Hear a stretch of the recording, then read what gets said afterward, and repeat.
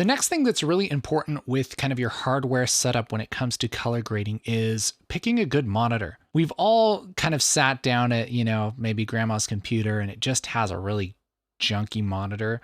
You want to make sure that whatever monitor that you're using for color grading is actually showing you all the information. And monitors range from a couple $100 all the way to tens of thousands of dollars. But the big deal is this: you want to make sure that you have a high quality screen and that it can actually show all the colors that you're feeding to it, and that you have a high quality way to actually send that signal to the monitor.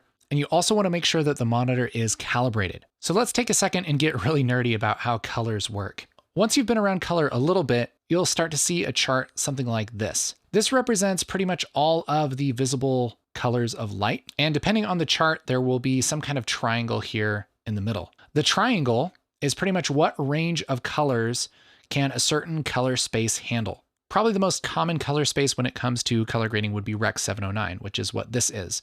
Rec. 709 is kind of a standard for how many colors a TV or a computer monitor can reproduce. And you'll notice there are a lot of colors on this little horseshoe that are outside of this triangle. So colors sort of in this spectrum aren't actually able to be reproduced by the monitor. Now, the colors on this chart aren't the actual colors. This is just kind of representation of them, because you wouldn't actually be able to see them if they couldn't be seen on the monitor. It gets confusing.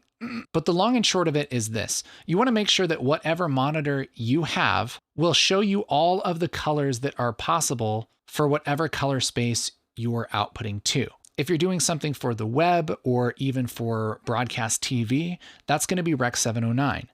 If you're doing something for HDR, that would be Rec. 2020, which is this little triangle here. And there's also Ch.3, which is the color space used in like cinema projectors and movie theaters and things like that.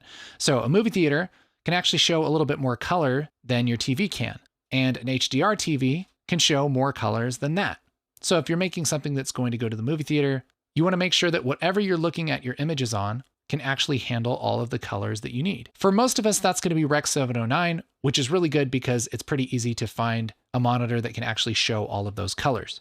Something like this monitor from BenQ is a really good solution, and it says right on here, it can handle 100% of Rec. 709. This is actually the monitor that I'm using, and I've been really happy with it. This also actually comes calibrated from the factory, which is really great because out of the box, you're going to have a pretty darn good solution if you hook it up correctly. The other thing you're going to want is a high quality way to hook this monitor up, which I would recommend a card like this. This is a Blackmagic Design mini monitor.